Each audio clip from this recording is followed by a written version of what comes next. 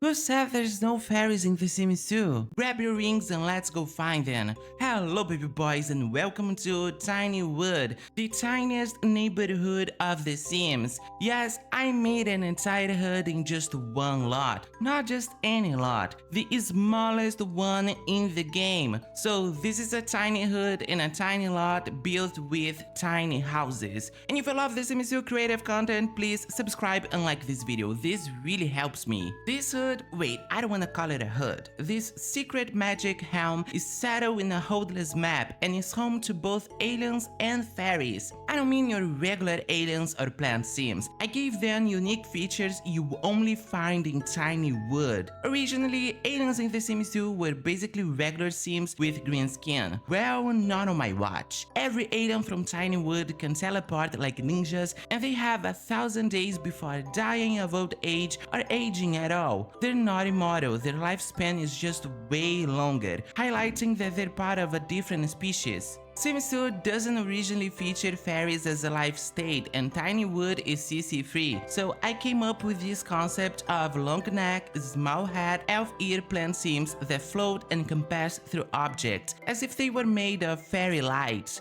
They're immune to fire and their bodies cast no shadow. Fairies are asexual, they won't experience sexual attraction at all, but they can still fall in love and get married. Every fairy has a familiar, a pet they're cosmically bound to. Genetically, they all have green skin, green eyes, and red hair. The fairies of Tinywood have a lot of layers, it almost feels like a custom life state, but it's all actually in the game. And yes, all this really happens in game, it's not just make-believe. You can download some amazing mods for plant sims, aliens, and fairies to make things even more magical if you want to. I have a whole video about these mods, which will be linked in the description box. I think some of these fairies could also be mermaids, anything is possible. One of the best mods lets you have plant babies with a plant sim couple, instead of the original parthenogenesis. I'd recommend getting some anti-NPC and townie mods, because in this game human sims can be generated at any moment and ruin the experience, but that's up to you. But what aliens and fairies are doing here anyway? Tinywood is ruled by the aliens who brought back this long-extinct species of fairies, for science of course. They're studying the fairies who are oblivious to this whole mess.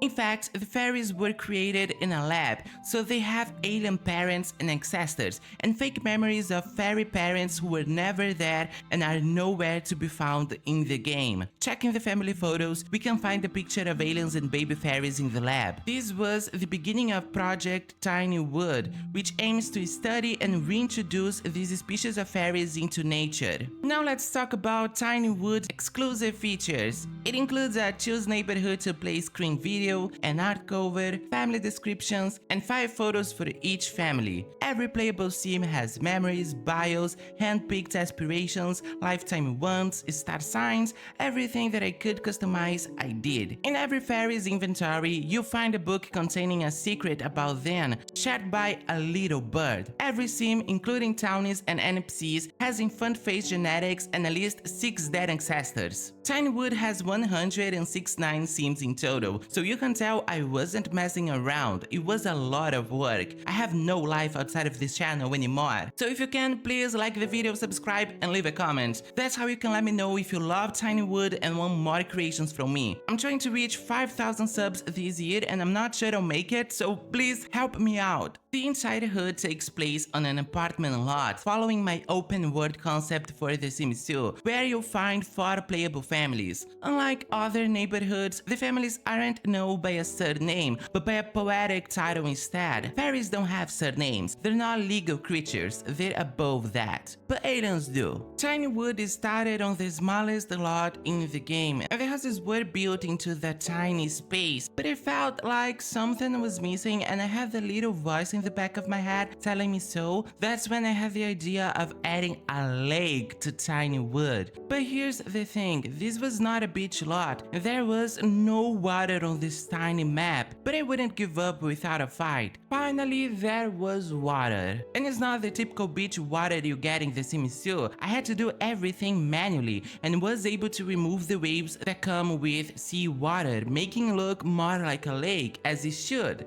Tinywood is CC free, but there's a custom object in its lake. The invisible fishing pond is located on the right side of the lake, so your sims can fish here. If you don't want these in your game, no problem, a little plant will replace it. Huge thanks to Catherine TCJD, none of this would be possible without it. And thank you to Jawuza for helping me time and time again. Honestly, both ladies deserve so much credit for Perfect Wood and Tinywood. Now let's explore the actual lot, shall we? The main house has 2 apartments, one downstairs and one upstairs. This design is from Oh My God Zephyr, a fellow Sims 2 content creator. Her builds are amazing and you should check her channel as Zap. You can find a little wedding chapel here, as even though the fairies are asexual, they can still get married. Side by side are 2 of the tiniest houses in Tinywood. Both are 3x3 homes. And well, let's not ignore the ship in the room. There's a floating starship in Tinywood, the same one the aliens were flying when they first arrived. Now it's a place where fairies gather to eat and watch TV together, even though they don't need food. This is just in case you add known fairies to Tinywood,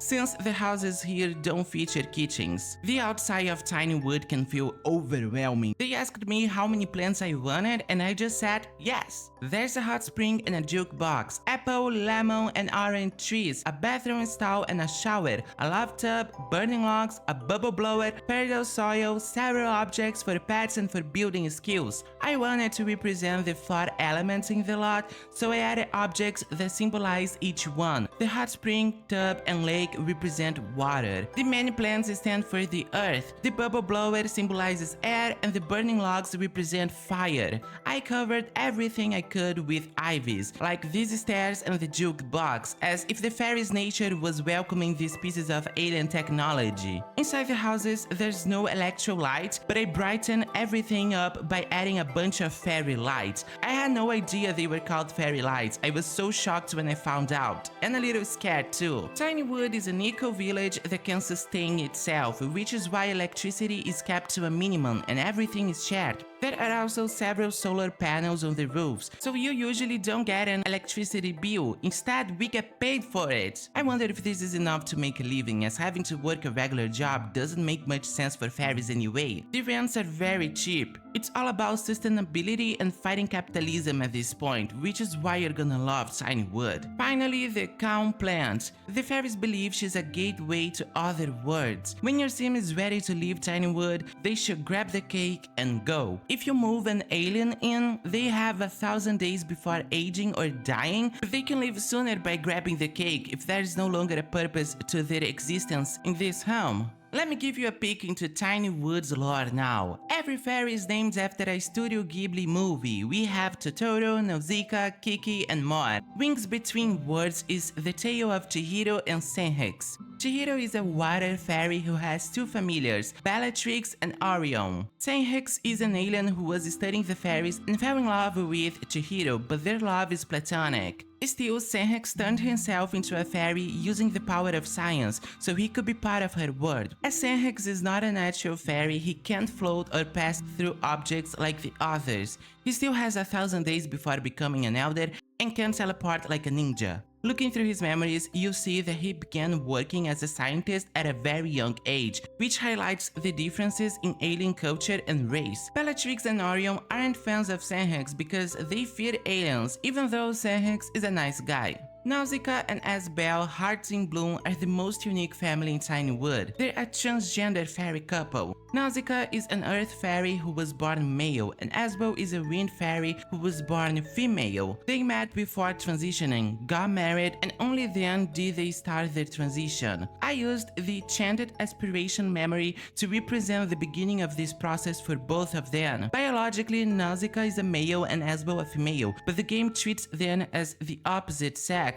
so they're transgender in-game, not just in a play pretend way. For example, Nausicaa has a feminine voice and couldn't have access to the ladies' bathroom, but there is no gender division in Tinywood. Asbel has a masculine voice and can get pregnant. Fairies don't care much about gender roles, so their transition is as natural as any other form of life for everyone else in Tinywood. Totoro and Pazu, the ones living in the Trickster Grove, are soul brothers and fire fairies who love to prank each other with fairy magic. They've gotten so carried away that Totoro lost his nose and Pazu lost all his teeth in one of their pranks. They live with intergalactic zebras. Mononoke and Kiki are best friends and soul sisters, but very different. Mononoke is an earth fairy and Kiki is a water one. I handpicked their star signs to match their elements, so you can tell a fairy's element by their star sign if they're born in game. Mononoke is deeply connected to the forest and knows something's up. She's been fighting the aliens since day one and escaped the lab when she was just a toddler. She was raised in the woods by her familiar, Moro, a white wolf. Kiki, on the other hand, isn't as in love with nature and dreams of leaving Tinywood to meet humans and explore their technologies. She shares a spiritual bond with the black cat Gigi, who is always by her side. Even though Mononoke and Kiki are on different paths, they love each other to the moon and back. Kiki even helps Mononoke in her quest to free Tinywood, as we can see in this family photo where they fight together against Kovath, Senhek's vile brother. When it comes to gameplay, Tinywood is unlike any other hood. Fairies don't have the same needs as regular sims, and everything they need is provided in the eco-village. I think you should keep this as a fairy-only space, no human babies allowed. The best way to keep the hood going is through parthenogenesis, so the fairies can have babies without needing a partner, maintaining 8 distinctive family trees instead of mixing everyone. And that's everything tiny about Tinywood, the tiniest hood ever. I really hope you love it. If you're still watching, please like this video and leave a comment. And I just want everyone to know that Starwood is coming, my biggest hood yet, based on fame, power, the reputation system of The Sims 2, and so much more. Anyway, bye people boys, and I'll see you in the next one.